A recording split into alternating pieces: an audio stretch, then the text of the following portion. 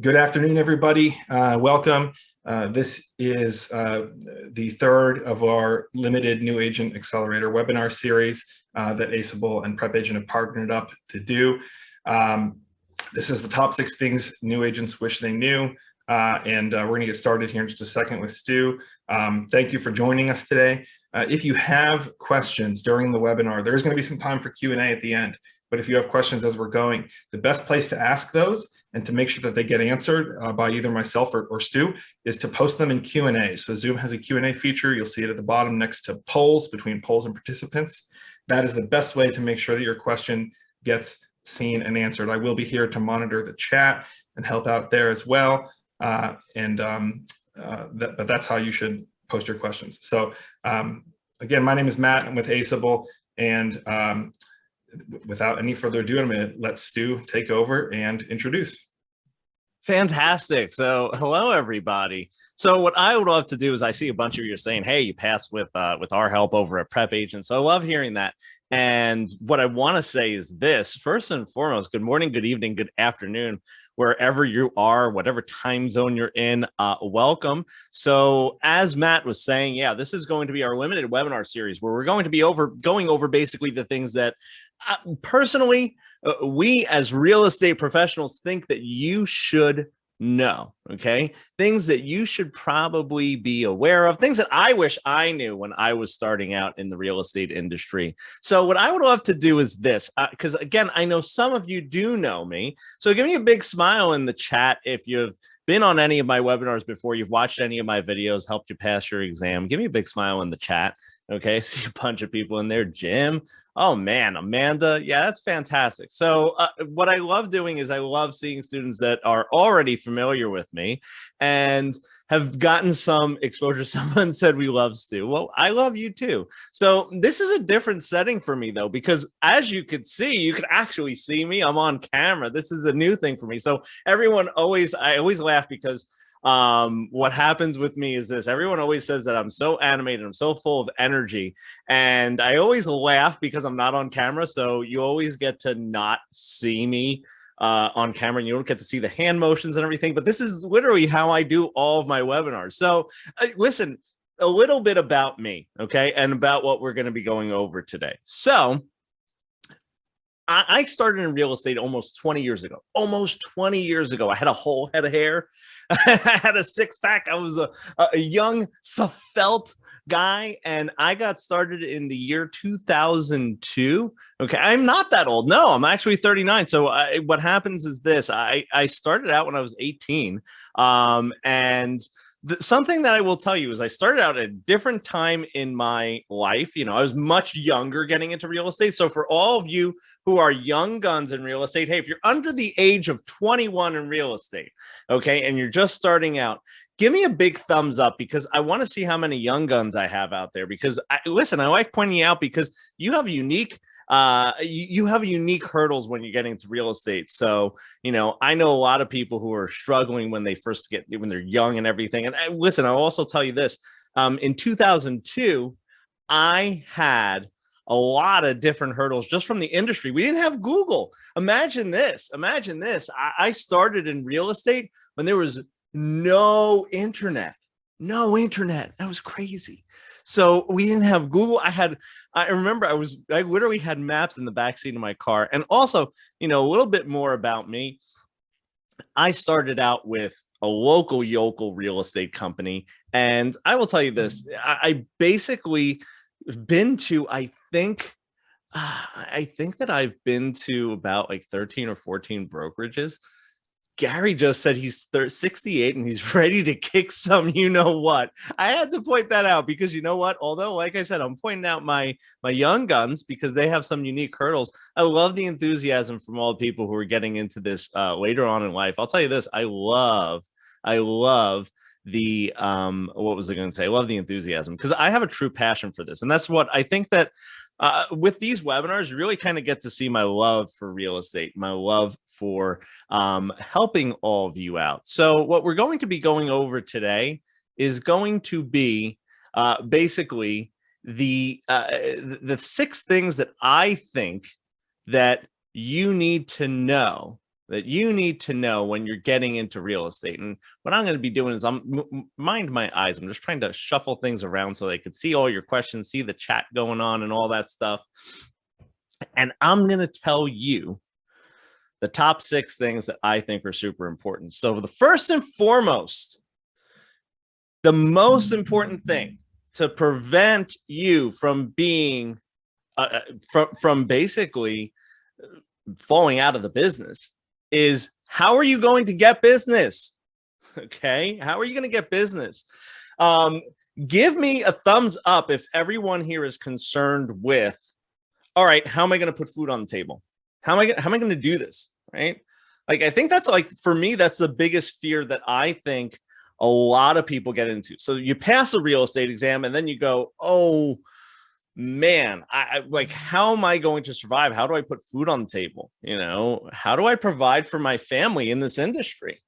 We have such a high, listen, I'm going to tell you about statistics. Statistically speaking, we have such a high failure rate.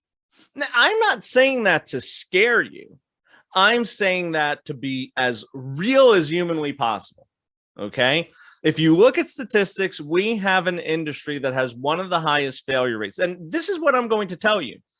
If you are in these webinars and you are listening to the advice I'm giving you, and you implement these things, you do what I'm about to say, you will not become a statistic. Okay. Listen, that's all I want to do. I want to make you not be one of those agents who falls out after year 2. Okay. We got to make you be the professional, the rock star, the person who's driving the Maserati, Lamborghinis, or guess what? If you want to drive your scooter and keep all your money in the bank, that's fine. But we want you to never have to struggle with that. I don't know where money's coming from. So one of the first things that you want to do is you want to talk about, how am I going to get business? And that's like, when I was thinking about putting this webinar together, I said, what is the first thing that people have to think about? They have to think about how they get business. Now, there's a lot of different ways that you could get business. Some people are going to tell you to cold call. Some people are going to tell you to door knock. Some people are going to tell you to do this, that, and the other thing. I'm going to tell you, now you got to listen to what I'm about to say. You have to play to your strengths. Me, I'm a people's person. Okay. And here's what I'm going to tell you. A lot of you out in the chat are probably going to be people too. That's probably the reason that you got into real estate, right? You got into real estate because you're probably like, oh, I could make a lot of money doing this. This seems like it could be a lot of fun. I could help a lot of people, and I'm a people's. Okay. So give me a smile in the chat if you're a people. If you think you're an outgoing extrovert, and as you can see, I'm a super extrovert. I'm really, literally, I'm talking to a computer screen and a couple of people typing to me in the chat. Listen, I feel everyone out there with me. We're having a conversation together.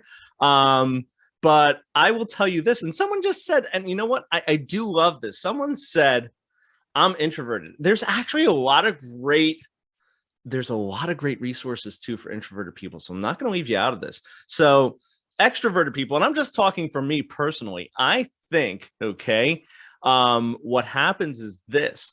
As an extrovert, I like going out and doing the cold calling, the door knocking, the meeting people. I don't mind getting rejected. I want to speak to about 900 people a day. I get really, really excited doing that. I'm building business relationships that way. Okay. Listen, the key to any of this is building relationships and taking them further. Okay. You have to must build relationships. Okay. That being said, however you get to it, play to your strengths. As an extrovert, I want to be out there doing basically being hands-on, getting out there and being in the thick of things. As an introvert, so I've worked with and I've coached a couple of people who are introverts. And I've learned a lot about that. So if you're an introvert, okay, you're more like that. The cold calling probably makes your palms sweaty. Okay, probably makes you go, oh man, I don't want to do that. That's okay. Because here's what I'm going to tell you. I'm not the kind of real estate trainer coach that says to you, you have to do one way or another. What you have to do is you have to find a way that works for you. As an introvert, okay, I would say do things that are, not going to put you in a situation where you're going to feel any kind of anxiety or stress, because I don't think that you perform well when that happens. So the cold calling, things like that, that's probably not going to be that's not going to be for you. But what I will say is this: the situation is, if you're an introvert, something that you might want to do is focus on really quality open houses. Okay, maybe you want to talk about ways that you could meet people in a non-threatening kind of way. Go out there and do community events. I love doing that. That's totally different than cold calling. So someone asked me, what is cold calling? So there's a lot of great resources. And what I'm going to tell you is this: we'll probably have more webinars on cold calling, on scripts, but that's basically calling people up and saying, and having some sort of pitch. You could be calling a for sale by owner. You could be calling you could be calling an expired listing, something to potentially gain business. And someone said, Hannah said, is there such thing as an outgoing introvert? Yes, absolutely. I'm married to an outgoing introvert. That's what I always say. My wife is she is the type of person that if you get her in the right setting, she's going to overpower me in a conversation. But as far as if you asked her what she wants to do on a daily basis, it would basically be, I am an introvert. I want to do typical introvert things. So yeah, definitely 100% know what your strengths are and play to them. Okay. So Sabrina, actually, you know what? Before you even go on to the next thing, okay, and I do have to move on.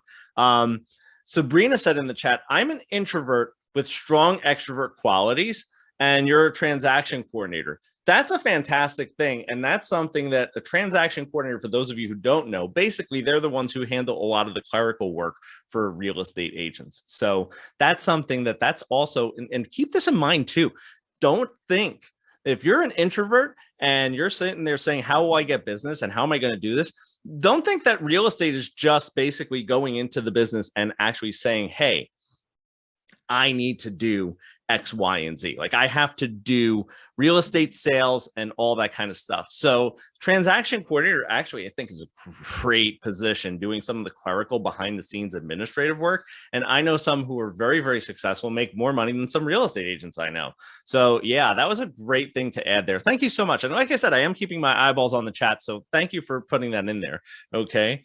So the next thing that I think is important, and this was something that young buck, full head of hair Stu didn't know about, was making a business plan. I didn't do that well at all. Like, and I'll tell you one of the reasons why.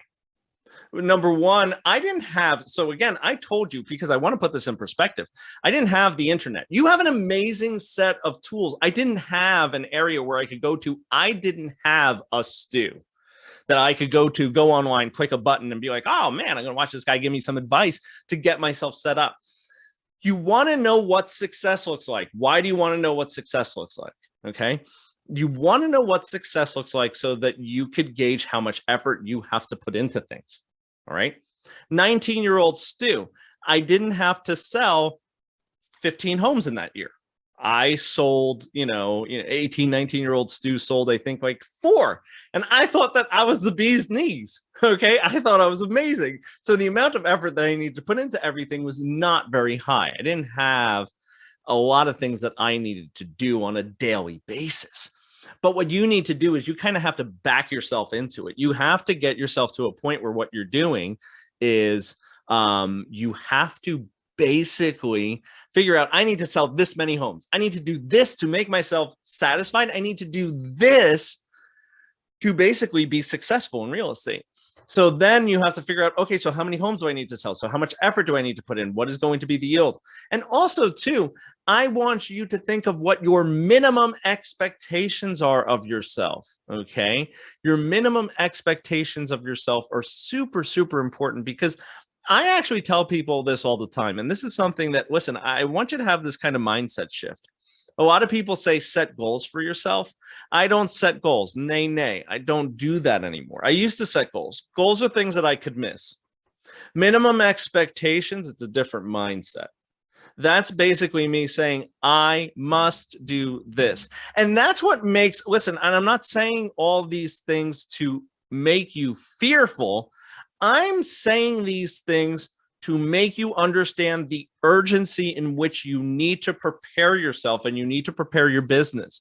Because what's going to happen is if you do not have this urgency on day 0, you are quickly going to get to day 60 and realize that you needed to have a better plan.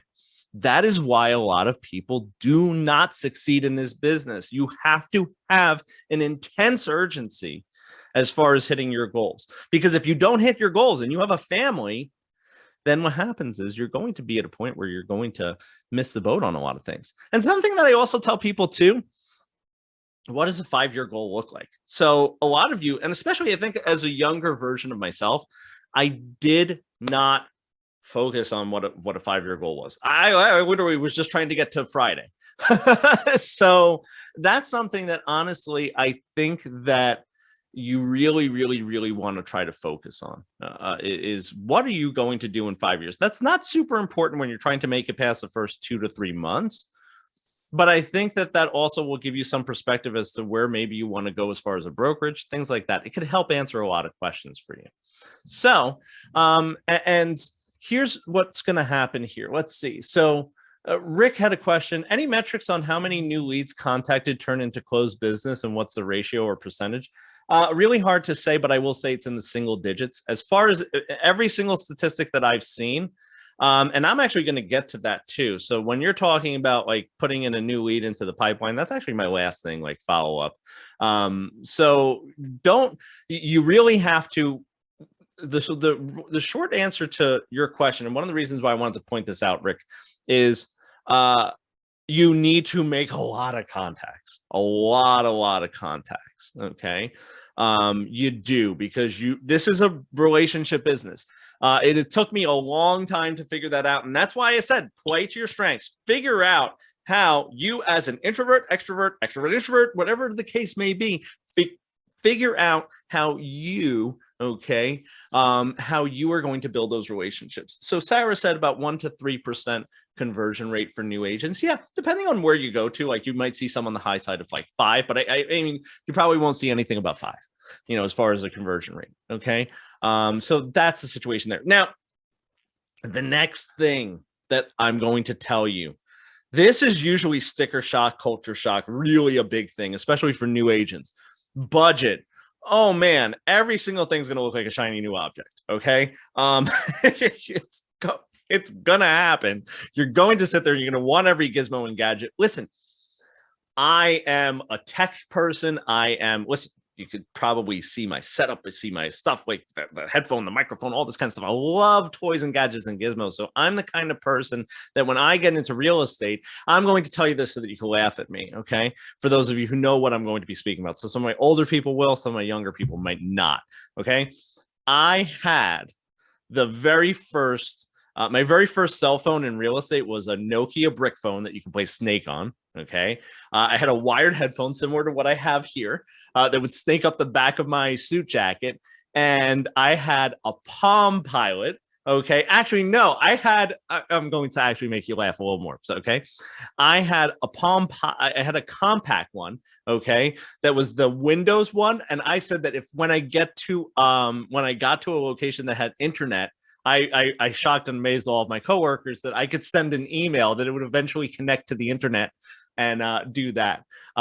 So that's the situation there. Now, listen to what I'm going to say. Jim put in a good statement here, and I'm going to comment on this, and then we're going to keep it moving and grooving. So Jim said, "I wish I had someone to hold my hand with my first deal." So listen to what I'm going to tell you. Give me a big smile in the chat if all you are concerned with the same thing. Like you're like, hey, I'm concerned with people holding my hand throughout that first transaction. Like, what am I going to do? I don't know what I don't know, right? And that's, listen, 100%. All these things are true statements. I work with a ton of new agents all the time. They're always concerned about that. Okay. What happens is this. You're going to have to find someone who is going to be your real estate role model. I actually talk about that in a little bit. Not every mentor, not every broker is going to be perfect fit. Okay. I have been to 13, 14 brokers. I think I told you that at the beginning. They're never a perfect fit. I never have a broker that's like exactly what I need at that time. They're good enough. They're going to fit the mold perfectly good enough. That's why things like coming to me, having Cynthia, having Aceable and PrepAgent as far as a resource for you to answer some of these questions and to give you a neutral standpoint. Look, listen, I am with a brokerage. Okay. I love my brokerage. Okay. And I will shout my brokerage from the top of my lungs, you know, from a mountaintop. And I will say, I love them. They are perfect for me. But I will also say to people, this is not for everybody. Every broker is not for everybody. And I want to just say, find a real estate role model. I actually get to that in a later slide, but find a role model. But going back to this, know your budget, know what your expenses are, because another quick way to shorten that gap of failure is basically if you come in, even with a great business plan, and then you just basically throw money, you just go like this. Okay, you blow money out the water. Then what happens is that shortens that time up for you. It's like, okay, I don't have a deal for 90 days or 60 days. Wow. Okay. Yeah. That's going to be a real big problem if we've just blown our budget out of the water. Okay. So don't do that. Don't buy every new and shiny thing. Kind of pace yourself a little bit. Okay. Pace yourself a little bit. You'll get to, here's the thing. You'll get to a point where you'll start buying fun and wonderful things. Okay. So keep that in mind. Budget yourself. Okay. Then the other thing is, what does your brokerage offer you? And why do I say know what your brokerage offers you? Because I think that a lot of reasons why people leave brokerages is because they find out that brokerage over here, the other brokerage, okay, is going to offer me X. And then they leave their current brokerage for X, when in fact their brokerage that they just left had X. I cannot begin to tell you how many times I actually run into that. So you need to know everything your broker offers you, because I will tell you this, 9 out of 10 times,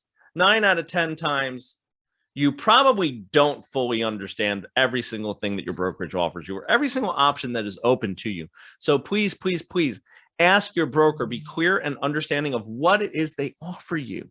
And I see a lot of you in the chat kind of sharing information, networking. Hey now, hey now, hey now. That is a perfect thing to do. Always network.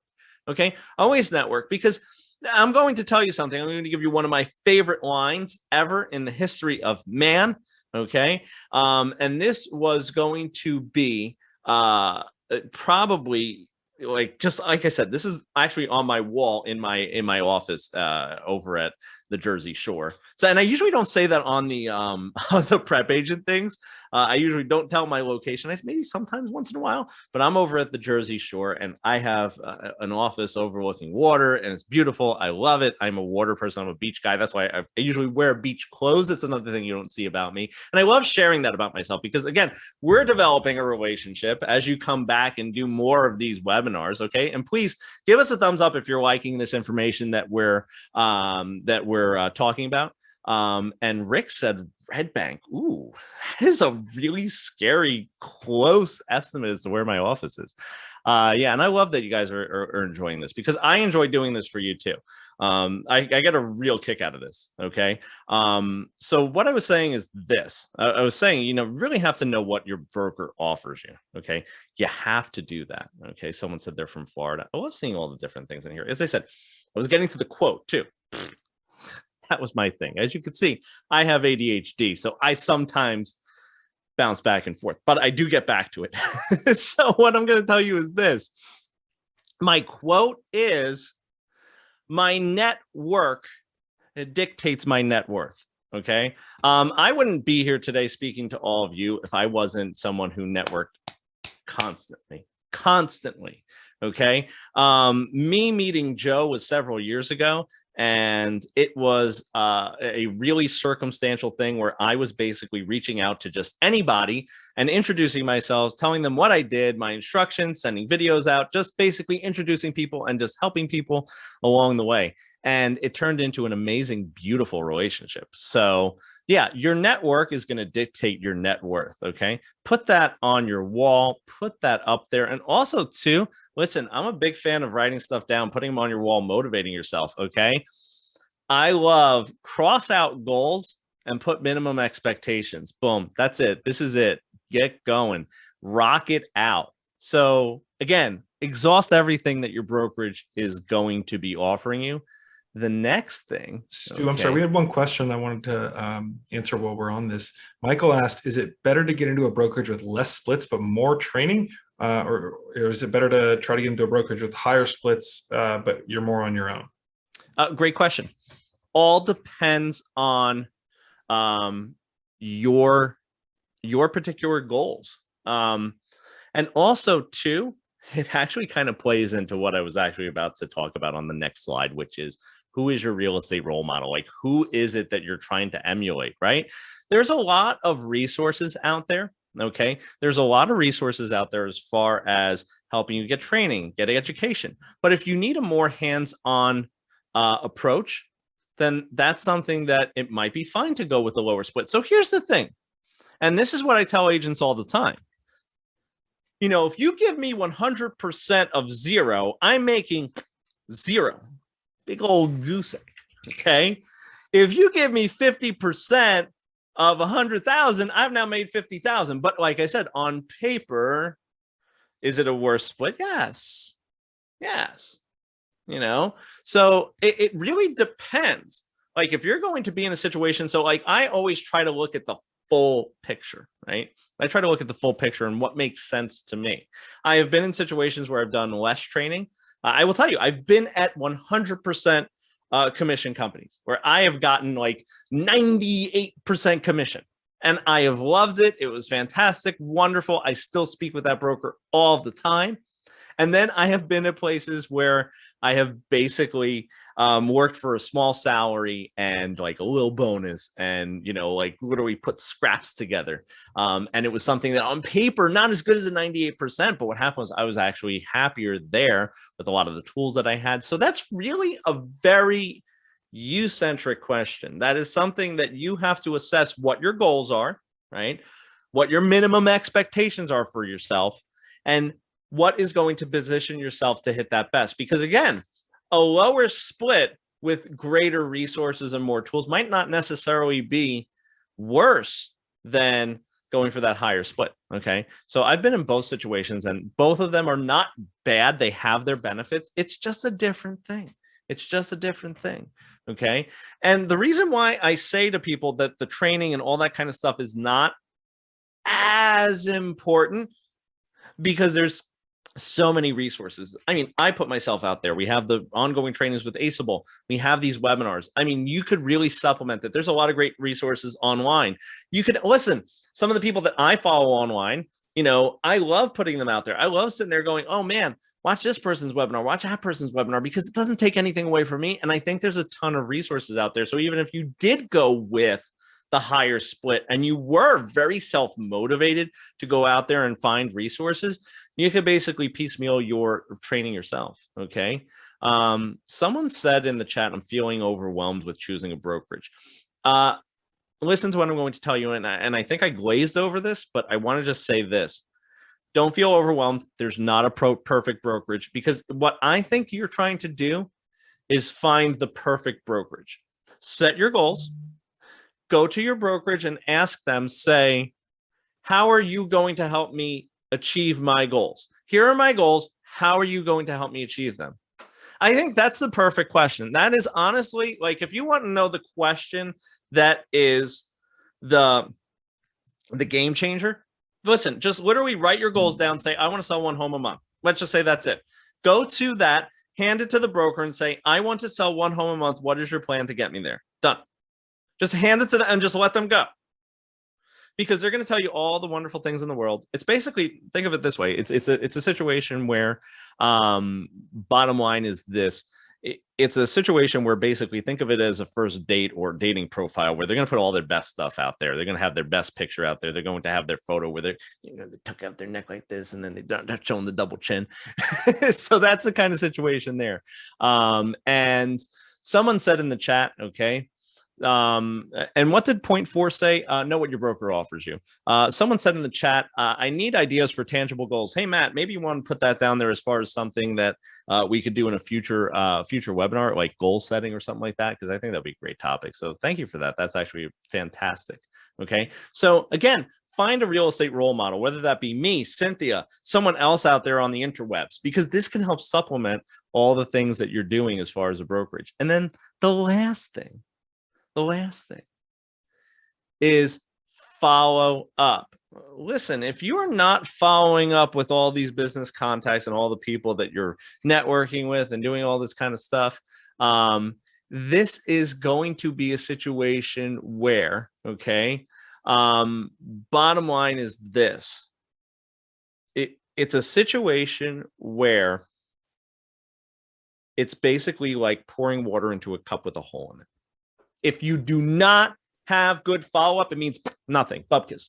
So we were talking earlier about what is the percentage of leads that you'll actually convert, okay? The leads that you'll actually convert about 1 to 5%, right? On the leads that come into the funnel. So for every 100 people come in, you'll get 1 to 5 closings, okay?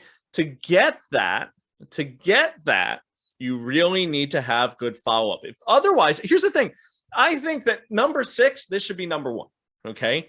If you are not planning on following up with your people and you're not going to have a consistent follow-up plan, I have a weekly newsletter that goes out to my folks. I have weekly contacts that I do. I 100% do that, okay? 100% have to have follow-up, okay?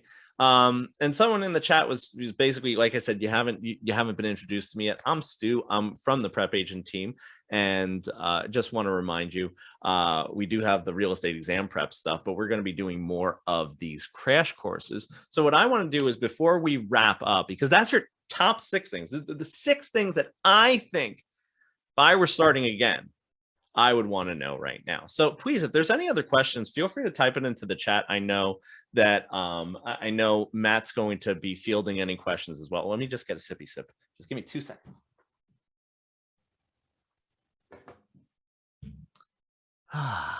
So someone said, Diane said, thank you for the information. Well, thank you for coming and spending some time with me. I love these things. Okay. So someone said, hi, Stu, glad you're back. Yes, I am back. Are we stuck in a contract with your broker? Probably not, but check what your broker's making you sign. Check what your broker's making you sign. I mean, again, you're typically not locked into anything, but know what they're making you sign and what they're making you do. So again, I'm not giving you any kind of legal advice or anything like that, but know what you're signing. Okay. Know what you're signing. So Steven said, I can't wait to get my career started. I want to speak like you and educate the future once I'm there. It's always been a life goal to speak in front of a crowd of people and inspire people. Oh my God. Listen, here's what I'm going to tell you. It was never my, I'll tell you like a little bit about me. It was never my goal to be a public speaker. I started out as a stand-up comedian back in early days of my career. And I just love being in front of people. I just love it. And my real estate career just kind of took a left turn, and became very good at doing this and presenting. So it was something that I just kind of embraced. Okay. So that's, oh, sorry. We have a couple questions in the Q&A. Yeah. Alicia asked, I'm currently studying for my state exam. A lot of people are telling me not to get into real estate right now because of the economy. Do you think the market will crash like 2008? So what happened was this. So great question, Alicia, and I'll actually give you my thoughts, okay? I'll give you my professional thoughts because I was in the industry in 2008. So in 2008, we had a lot of things that were kind of creating a perfect storm. So what happened in 2008 was we were having a lot of what we call no-doc loans, and a lot of people that couldn't afford homes being approved for more than they could afford, okay? So what happened was people were basically being stretched to their limits. And then what happened was when everything kind of came crashing down like a house of cards, people couldn't afford the homes that they were in. They couldn't afford the payments. And it created a situation where we had a lot of short sales, foreclosures, things like that.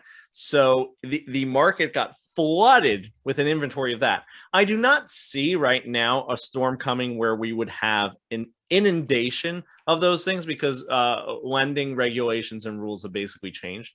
So I think that we will not see a huge influx. Here's the thing: we should see somewhat, probably in the 2 to 3 year range. Like it's just cyclical. It's just going to happen. We are going to see more foreclosures and short sales than we typically did.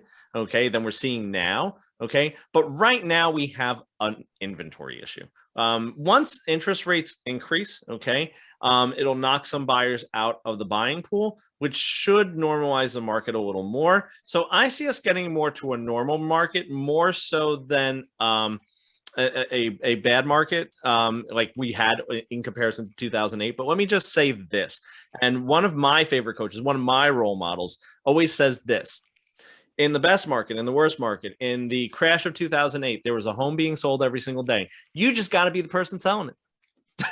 That's it. So there's never a bad time to get into it. And there's so many different things that you could do, like transaction coordinator, all that kind of stuff, that I think there's really a lot of things. Matt, did you see any other questions that you wanted to highlight? Because I kind of took my eye. We got a couple. No, it's great. We got a couple other good ones. So Danielle asked, what type of systems do people use to maintain their contacts list? Something cheap, or even just like Excel sheets? Or do you have like a sophisticated CRM, for example? Yeah, perfect question. Great question. A lot of brokerage right now, a lot of brokerages are providing some sort of CRM. So again, this goes back to talking about know what your brokerage offers you. And that should be part of your goals. You know, if one of your goals are, I want to sell 12 homes for this year, and then I want to be able to have a quality follow-up system to capitalize on all of my leads, that's a well thought out goal. Okay. Hand that to your broker, because that's something that they should be able to answer for you. You know, what is a good follow-up system? I don't know what it would be. I personally don't think that's something you have to throw money at, because that's something that a lot of brokerages offer. However, you could get your own CRM. So that's something too that you have to figure out as far as when you set up. So the answer to that is, and I will tell you this, one of my favorite speakers said this a long time ago: the best CRM for you is the CRM that you use. So whether that be a notepad, okay, and a pen, or an Excel spreadsheet, or a complicated one like something like KV Core, okay, which is just a name brand of one of them, it is basically going to be the right one for you. So if you are offered a great, fantastic, tool, you don't use it, then that's something that honestly is going to be it. And so what a CRM is, it stands for a contact relationship manager. So it's basically, think of it as a way to, like, it's a complicated phone book is what it is. It's a way for you to, and keep in mind, the lingo that I'm using now is just something common for you to see in the real estate industry. So that's why I do appreciate you putting in the chat when you don't know some of the lingo that I use, because sometimes I use an acronym for something and I forget that sometimes you might not have been exposed to it. So yeah, great question. Anything else, Matt, that you see? I was just going to second that, because you can make $1 million a year with an Excel spreadsheet. Your sales skills are what are more important than how you track your contacts. So yeah, I think that's a great answer. So Susan asked, do you have other suggestions or questions to ask a broker? Keep it simple. Keep it simple. You want them to explain to you how they're going to make you successful. I mean, keep it simple. Like I said, if you let them go without guidance, they'll just sit there and tell you all about these wonderful things. Like, I went to interview at one brokerage, and they talked to me about all of their commercial assets, all their commercial listings, all their commercial stuff. I had no interest in commercial. My goal was not to sell one thing of commercial. So it didn't have any relevance to me. So literally, I stopped them right there. I said, here are my goals. Okay. And what happened was, once they got the goals, they said, oh, your goal is to sell 15 residential homes. We're not really super strong on the residential side. Okay, great. Fantastic. Thank you. Have a great day. That's why you want to basically kind of pigeonhole them into talking about how they're going to make you successful with your goals. Another like great question that I always ask for, I say, can you give me a list of the last 6 new agents that you hired and their contact information so I could reach out to them and see how they're doing? That's honestly, I think that's one of the best questions that I could ask.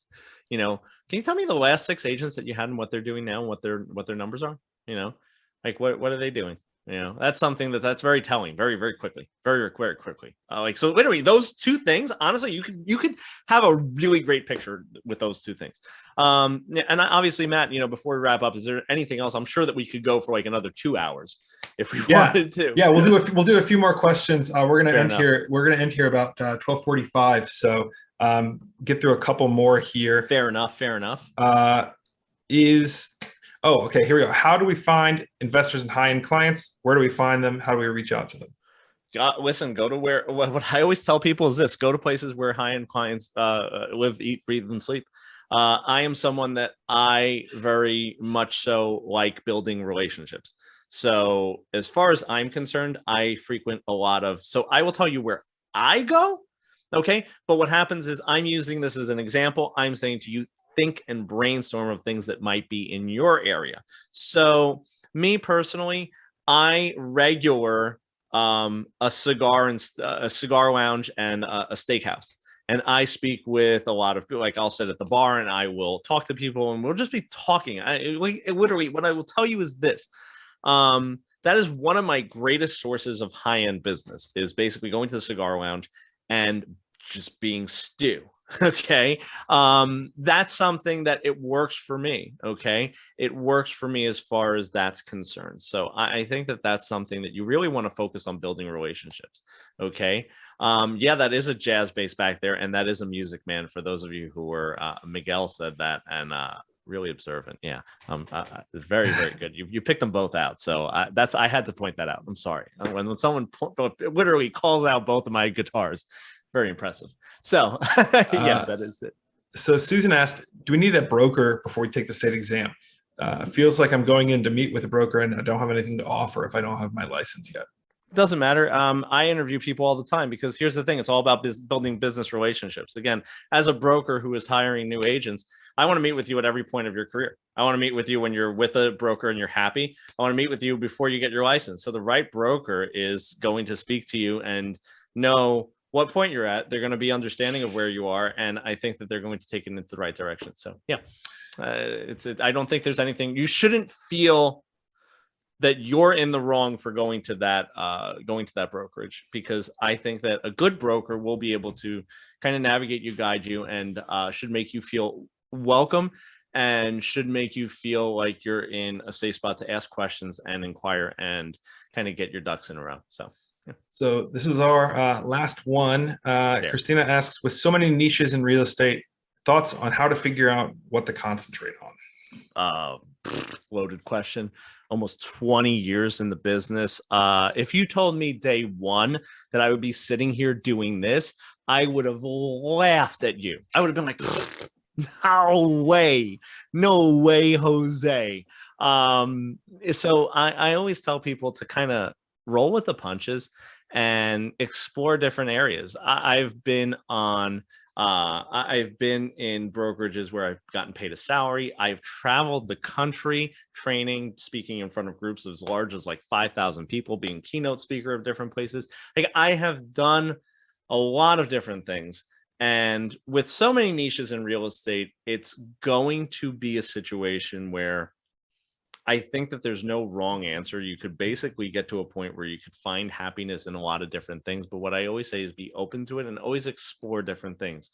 You know, you're going to just grow in your real estate career as it progresses. And I think you should just be open to a lot of different things, because again, I didn't think I would be,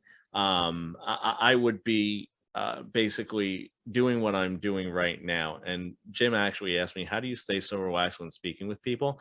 I'm just so used to talking to people that this is just something that I don't feel like I'm talking to 200 of you. I'm having a conversation with my friends. You are all my friends. You are all, and that's the whole reason. That's for me, feeling comfortable. The only way to do it is just to be natural with conversations. I am a natural extrovert. I just do that all the time. I will go any place, anywhere and I would talk to anyone about anything. So really all we're having is a really amazing, awesome conversation. There's just a lot more of you than me. So Matt, I think that you want to highlight the next webinar. Right? Yeah. So thank you, Stu. So our next webinar, we're running how I passed Now What again with Cynthia. If you missed that first one, the first time around, that's happening on Thursday. You can register for that through the same registration page you used to sign up for this one. I'm posting a link here in the chat. This will also go out to you tomorrow. Yes, 24 hours tomorrow. And this is a survey. If you have a few minutes and you would like to give us some feedback, that we'd really appreciate it. If you like these and you want more of these, let us know there. If you have suggestions for different topics, let us know there. Stu, how should people get in contact with you? Do you have like a social media profile or website that they should go to? I prefer carrier pigeon. No. Best way to reach out to me, obviously, if you join any of the webinars, I do try to interact with the chat a lot more. So that's always a great way. If you join, so I always tell people join the webinars. But if you go onto the PrepAgent site, you can go there. Also, I'm in the Facebook groups, all the PrepAgent ones. I don't know if we have a new agent one yet created for the Facebook groups that I could promote. I know we have a PrepAgent new agent group, but I don't know how active that is, what the story is. But you can always find me in those. Tag me in anything, ask me questions. I'm usually working with students in the classroom setting, so it's hard for me to get a hold of everything. But what I will tell you is this: I do try to be respectful of the questions that I get asked, and I try to answer them, and especially in webinars, things like this. So really the best way to interact with me is coming into a webinar, typing a question in, because I try to interact as much as humanly possible in there, because that's always a great way